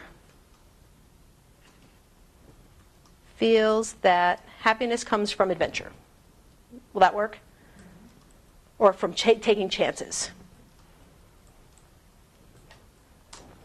All right. So I've summarized each brother's perspective, but again, my thesis also needs to have that importance in there. It's going to be really hard for me to cram that importance into this long sentence already, so I'm going to add it as another sentence. Okay? Older brother's perspective is that happiness comes from being content with what you have, while the younger brother feels that happiness comes from taking chances.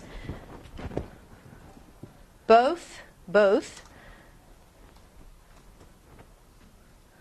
brothers' perspectives are important because they show that people can find happiness by being true to their beliefs.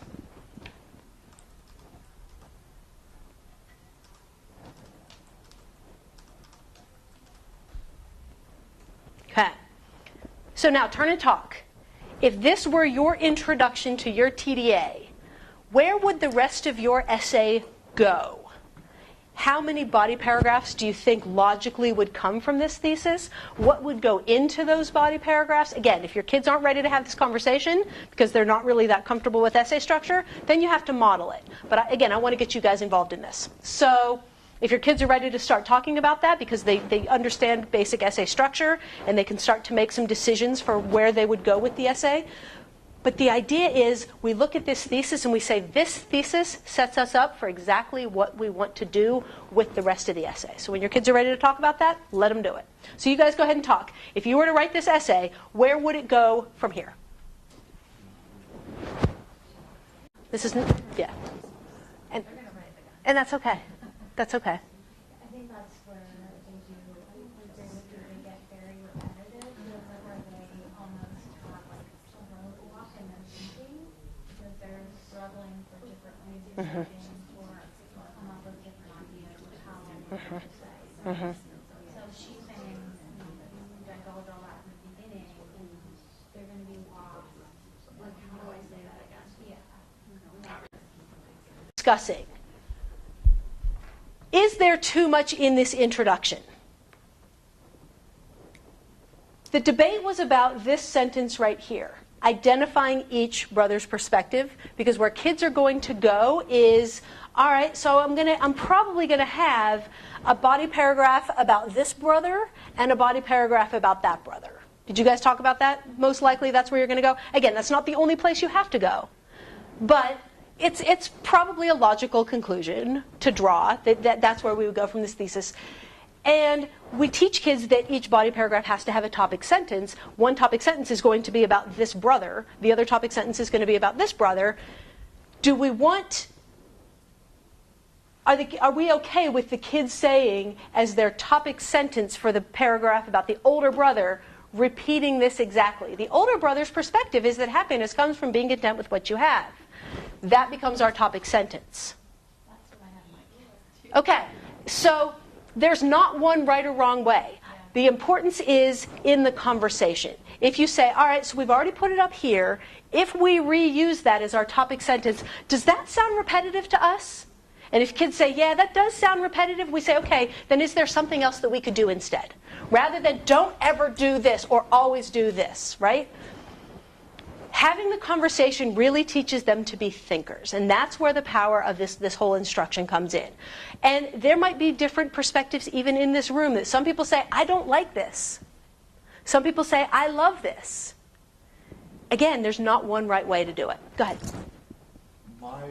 I prefer it to be, I think it's wordy, but I prefer that to be in there in the thesis statement, because you're supposed to be demonstrating that this is what I'm going to be telling you about.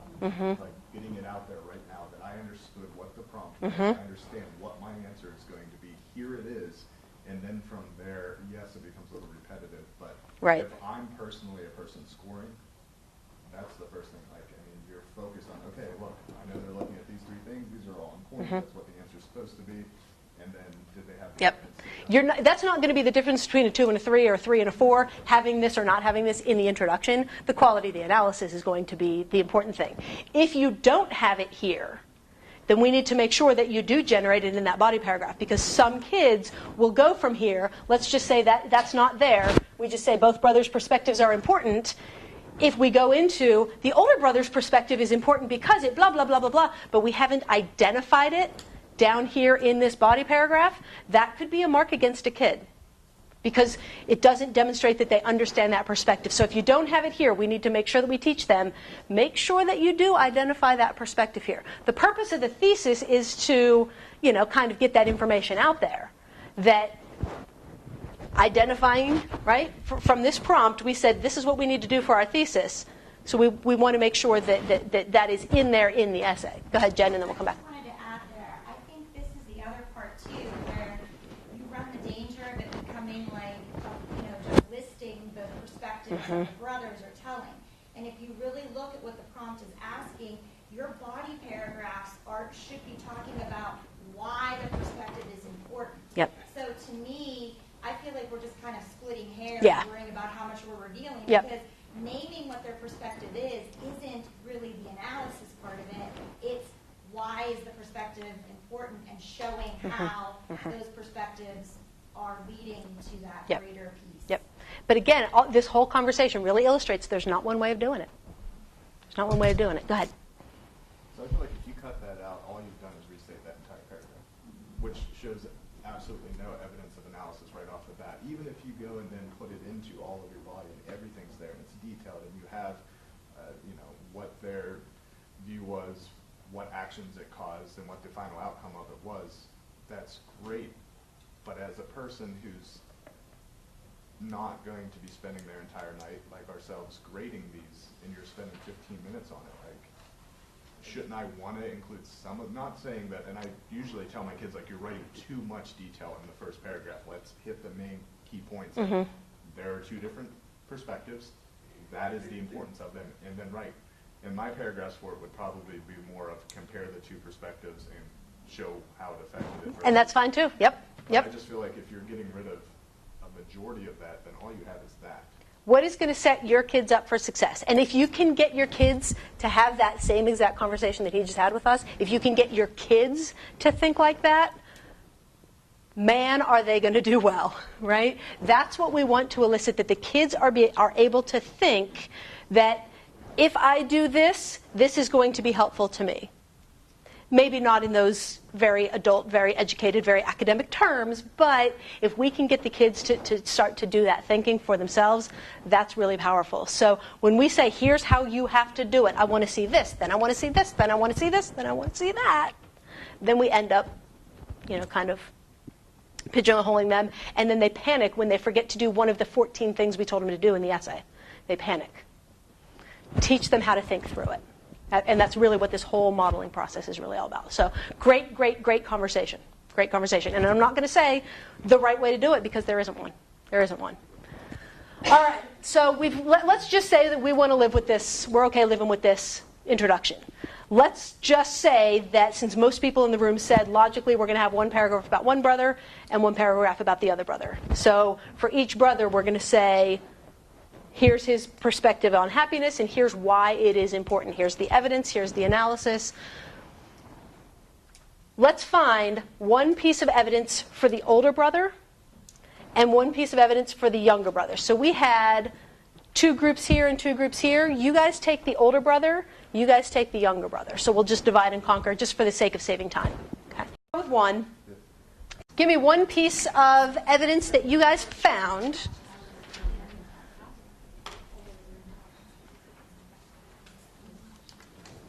One piece of evidence that you guys found in the text that supports that he was content with what he had, and he was able to find happiness by being true to his own beliefs.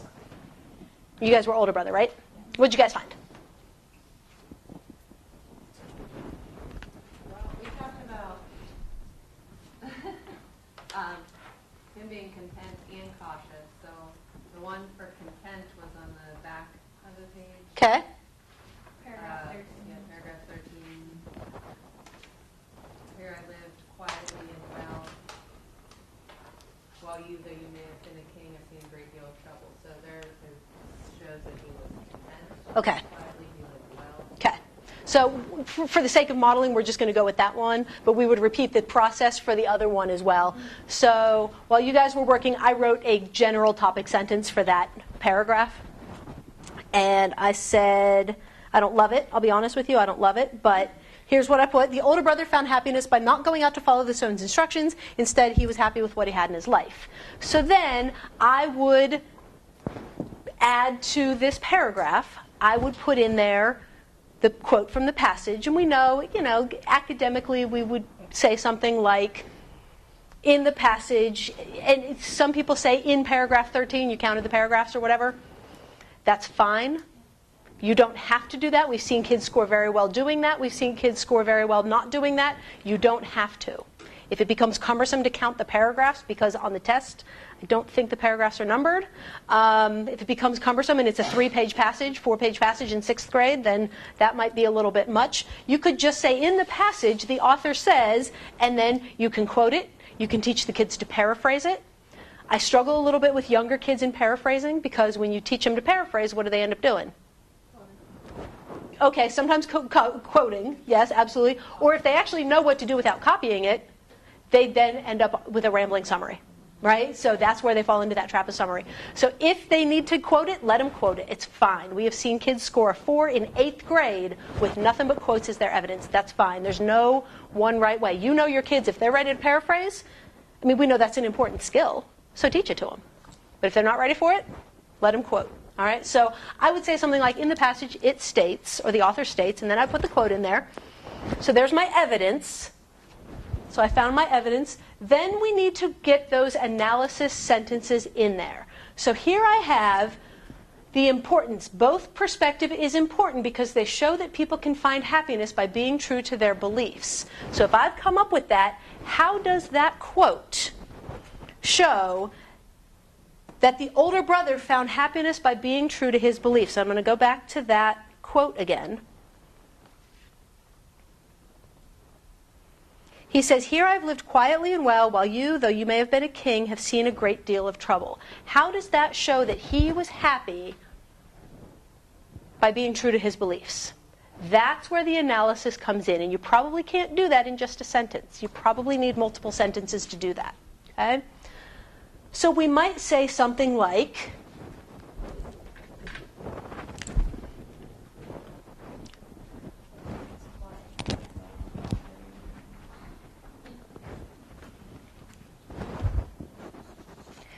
the older brother's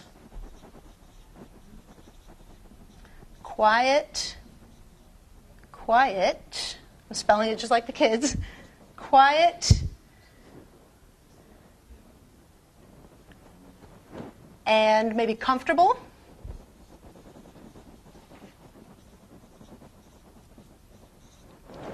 His quiet and comfortable life have made him happy. But that is still kind of surface level, just sort of explaining the evidence, right? It's not true analysis. So we can have that in there. But then, how does him being true to his beliefs, how is that reflected here? He didn't follow his brother. He stuck by what he believed in, and he was happy. It led to his happiness. The fact that he did what he wanted to do. That's kind of what we're getting at, right? That's the analysis that we need to see for those higher level scores. Okay? So yes, his quiet, comfortable life made him happy, great, but the fact that he stuck to his beliefs and didn't give in to his brother, that is why his quiet lifestyle, his perspective, was important to the passage, right? So kids can say that, kids can talk it out, they can explain that. As soon as they say it, you need to get them to put it into writing, because that's the hard part.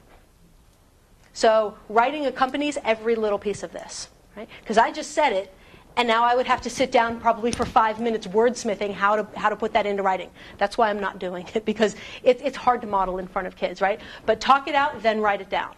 I would probably talk it out, model it for myself, and say, okay, what I just said, now you write it.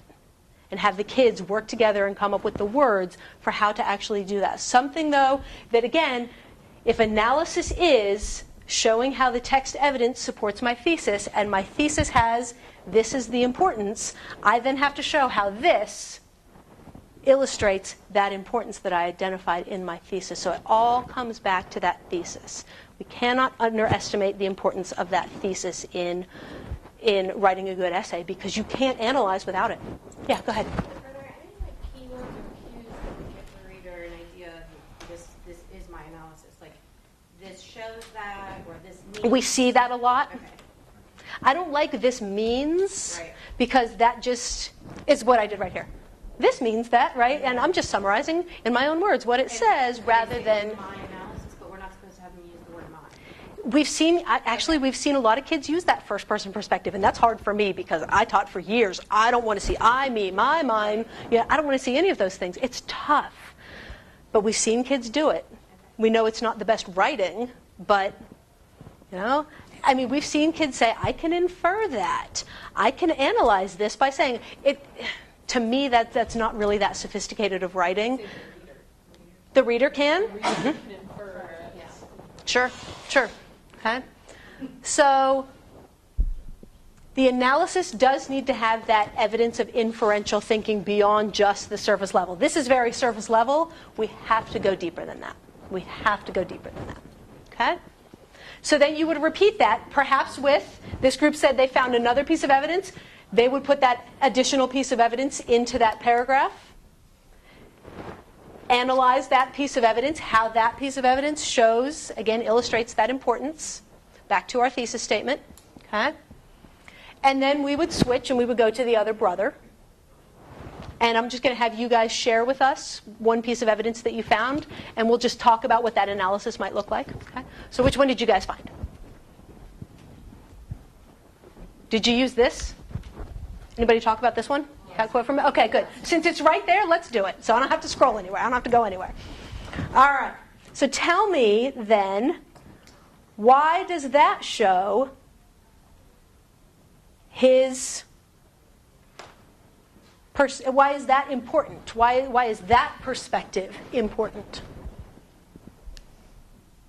Because even though his risk-taking didn't end up exactly the way he wanted it to, or the best possible outcome, he was still content with having taken that risk. His own view of happiness, he has the memories, and that's what makes him happy. And the importance of that is that he again stuck to what he believed.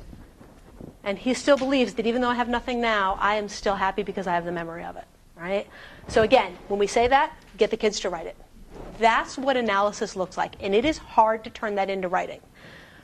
But the best advice I can give you is what I just keep saying. Let them talk it, say it for them, turn it into writing right there immediately. All right. Turn, talk, discuss. This idea of finding the evidence, crafting those analysis sentences, what will you do with what we've just done? What will you do in the classroom with what we've just done? Turn and discuss. Share some ideas with your partners. Hopefully you guys are sharing ideas. Hopefully you found something you can say, this is something else I can do to strengthen my instruction. again, the way I'm modeling this is only one way of doing it. I know you guys have used very successfully the T-chart. You can certainly do that. The evidence on one side, the analysis on the other side. It's the same thing as turning it into writing, right? So however you do that works for you, go for it. So the conversation kind of came up while you guys were discussing. If I were modeling this entire thing, we would write this topic sentence or a topic sentence like this. Again, I don't love it, but we would write a topic sentence that we're happy with. Then the evidence and the analysis that we talk about would make its way into that body paragraph, whether it's taking it from the T-chart and moving it over here. We talked about one piece of evidence. If there's more than just one, by all means, this paragraph can have more than just one piece of evidence. For time's sake, we just modeled with only one, okay? Then we would do the same thing for the younger brother. And the question came up, do we need to do that for both brothers? In this prompt, definitely. Now, do you have to do one brother, one paragraph, one brother, the other paragraph? No. You could do what you said, the direction you might go. Let's talk about their perspectives in one paragraph together. Then let's talk about the importance in a different separate paragraph. That's fine. But because the prompt says each brother, we need to make sure that both brothers are covered. Just because that's what the prompt is requiring of us, okay? So these would just be the topic sentences for those paragraphs if we went in this direction. So this would be all about the younger brother and what he did, the older brother and what he did, the younger brother and what he did, and for both of them, again, the importance. That analysis is coming back to why his perspective is important, showing how that evidence shows the importance of his perspective, okay? Then, one thing that I have not done a whole lot of work with in any past TDAs up until pretty much this year is the conclusion. And I saw it based on the item samplers and the kids who scored a 4, what they did in their conclusion. And I thought, I wonder if this is what distinguished that 4 from that 3. The kids who scored the 4 came back to a big analysis of the text as a whole, based on what the prompt requires of us. We don't want to say, well, just analyze the theme. Talk about the theme in the conclusion. If it's talking about text structure, right? If the prompt is not talking about theme, then you don't want to necessarily say, put theme into your, an analysis of the theme. Think about what the big idea from the prompt is. In this case, the big idea is that importance. So where I would go with this conclusion would be something about how the importance of each brother's perspective, because that's the big idea for my prompt. The importance of each brother's perspective drives the entire story. The entire short story is driven by both brothers having a different perspective and that being important. Okay? So that is a really tough skill. It's a really tough skill. But, when we say to kids, don't just summarize your essay. Don't just conclude your essay by saying, then that's my essay on blah, blah, blah. Thank you for reading it. When we tell them don't do that, and I know you're laughing because that's what they do. When you say don't do that, what are they thinking? What do I do instead? This gives them something to do instead. And that really, truly, that's what we see, especially in the upper grades. We see a little hint of that in 5th grade, 4th grade. That's a pretty sophisticated skill. But start to see it in 5th and especially in 6th, 7th, 8th. We really see that big analysis of the text as a whole. So I'm going to pose for you guys, and this will be the last thing that we do with this particular essay. If you were to write a conclusion based on why is each brother's perspective, the importance of each brother's perspective, why is that such an important part of this text to brothers?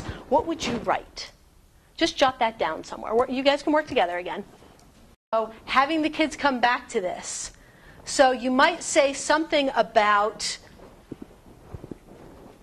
Could we write one? Yeah, I'm trying to craft one. So you might say something like, the two brothers had very different perspectives, and that's important in the story because it drives each character's choices. It drives the plot. It drives us to a conclusion. It drives something along that line. So let me see if I can put that into some writing. All right. We started talking back here. Okay, go ahead. When we do this, like in the conclusion, we do like to go to the author. So saying something like,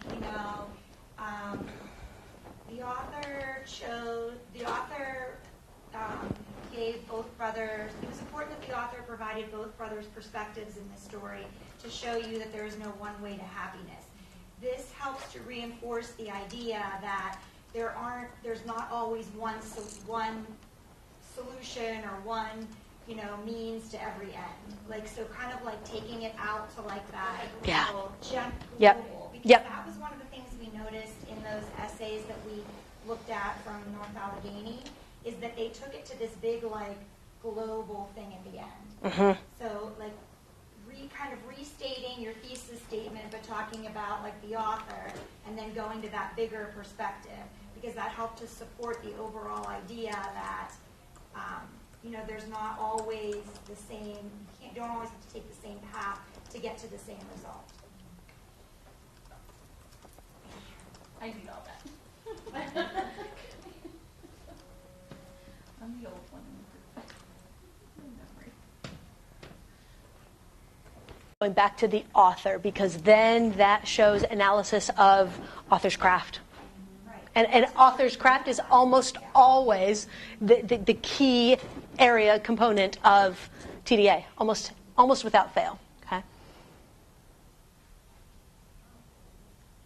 And isn't that so much better than I'm just going to copy my thesis statement again on my conclusion, or thank you for reading my TDA essay on, or that's why both brothers' perspectives were important in this passage, right? It's something like that shows the scorer. This kid gets it.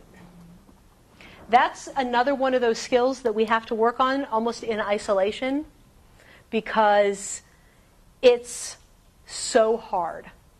And kids are exhausted from the rest of the TDA when we get to this part. You guys are exhausted from the TDA that we've done this morning. And that was a 5th grade TDA, right? It's tiring. So isolating this, you have to have a prompt and you have to have a thesis in order to do it. But it's another one of those things that we can add in there. How do we write a really powerful, really impactful conclusion? Okay. And generally, that big idea of the text is going to be reflected in that prompt. If you look back at those item samplers, again, Charles Young was a deeply thoughtful man. There's your big idea. Cave science, detective work is involved in cave science. There's your big idea. Why did the author choose to develop that idea throughout this passage? That's where kids go in that conclusion. That was a really big aha for us this school year. So, our PD is reflecting that. So I'm glad you guys are here to hear this, and I'm glad that we've got it recording. So, all right, so that was a lot. Do you see why TDA has to be more than just assessment? Because think of everything that we, as a group of educated adults, just put into writing that TDA. What did we have to do? I asked you guys to pay attention as we were going through to everything we were doing. Because you were thinking so deeply about two brothers, you probably lost track of that. But let's go back and let's just revisit. What did we have to do? Okay, we had to read the passage, we had to understand the passage, and there's a whole lot that goes into just basic comprehension. So all of those skills are TDA skills. Then we had to read the prompt, we had to understand the prompt. Exactly. So if you're a student, I don't have that luxury of the mini lesson on test day. I need to be able to pull out what those things are, and I need to be able to do these two things. I need to be able to go back into the text. So there's that revisiting the text. Setting a purpose for what I'm going back into the text looking for from these two things. Then what do I have to do? Decide how you're going to organize. Yeah, I need to make some decisions about these things. And I need to put those into a thesis statement. And then from that thesis statement, I need to decide where my essay is going to go. And then for each body paragraph, Well, if I'm writing the summary as my intro, I have to do that summary, right? Then I have to put that thesis statement in there. Then I have to make the decisions about my body paragraphs. I need to then write a topic sentence. I need to go back in and I need to assess all of the different evidence that I can find about the younger brother, figure out what is the best evidence to, again, support my thesis. Then I put that evidence in there. Then I write that analysis. I have to think about that analysis. I have to figure out what it actually means. Then I need to put it into writing, maybe find some more evidence, switch to my other topic, my other brother, repeat the exact same process, and then I need to come back to this big analysis of the text as a whole. No wonder when we give our first TDA as a sort of like, let's see where the kids are in September, especially when I go into schools where fourth grade, they're giving a TDA just to see where the kids are, see what they can do. No wonder they're awful. Because think of all of the instruction that we have to do to get through all that different stuff. That's why when I say TDA has to be more than assessment, we can't just expect kids to do this automatically. It is hard stuff. So what I was going to have you guys do was, after modeling this process, have you guys write one on your own, but as you're doing it, write down everything that you're doing. Aren't you glad I didn't make you do that? Yeah. Because it was hard as we did it together. It wasn't just Heather modeling. It was you guys doing a majority of that thinking work. And that's what we want the kids to do. We want the kids to be able to grapple with that so that we can guide them in the direction. Okay? Early on, that modeling is going to be very much more teaching heavy. Later on, as we get closer to throughout the year, kids are going to be able to do a little bit more of that work. All right? So that's the entire process, start to finish. As we work, I'm going to keep this up for you guys because this is really the process that you guys are going to be going through as you are writing the student responses or the sample responses. We'll keep this up. I'll erase most of this. I'll keep this, but I'll erase most of this stuff just because it's, related to this prompt specifically. But that's what we'll spend the afternoon today doing, writing some sample essays, and then we'll spend all of tomorrow doing that same thing. You're going to be tired. You're going to be cognitively exhausted by the time you're done, but you guys are going to come up with really, really good sample responses. I feel like, and tell me if this worked for you, seeing the process is going to help you guys to craft better sample responses that are, again, we don't want them to be exemplars. We don't want you to craft something that is absolutely perfect, but something that's just really strong that we can use for modeling. And one piece of advice, if I forget to say this after lunch, because you're going to write multiples over the next day and a half, try not to write every single one the same way. Try to vary your number of body paragraphs. Try to vary how you craft that introduction. Do some of them where it's just a thesis in the intro. Do some of them where you do have that summary in there as well. Because again, if you're the only person here, is there anybody here who's the only one from their grade level? No? Okay, that's good. That's good. But if you're the only one who's doing the sample for this particular one, we want to be able to show different perspectives for the kids. We want to show different perspectives. So, or not different perspectives, different ways of crafting the essays. So vary that up a little bit just for teaching purposes. All right? So let's spend some time. You guys want to spend some time looking at the prompts? The revisit? Okay. Because we want to give you guys a little jump start on getting out the door for lunch. Okay. So the plan is we'll meet back here at noon in this room. Yes. We're going to work on getting a MacBook. Well, they don't have anything that's not a Mac product in this building. So I'm going to see if we can get a cart of MacBooks. If not, you can filter out anywhere out here at the flat tables. Those are PCs. They're not Macs. So, but everything else is a Mac in here. But we want to meet in here first because we want to show you the updated resources, the updated prompts that we did, and then we also want to give you like a little bit of a checklist of what we want you to do in the next day and a half. All right. So you'll be working with your grade level teams. So fourth grade will be together, fifth grade and sixth grade. We're going to have Heather is going to filter around to be with everyone, as will Heather and I. Oh yeah, I'm not going anywhere. Start with fourth grade, then then she's going to pop to 6th grade and then to 5th grade. 6th grade is going to meet with Heather Herger to talk about a couple of things on your drive as far as resources go. And then I'll get started with 5th grade. And I'll start with 4th. Yeah, so that's the plan. So just all you need to know is back here by noon in this room, and we'll do our best to get us some other computers. How are you guys doing? Was this morning helpful? Are you just saying that? Because I'm not doing this to pat myself on the back, really, truly. So I genuinely do hope this was beneficial, and you got some new stuff or some reinforcement of what you're doing. So, all right. Head to lunch. See you guys back in an hour and a couple.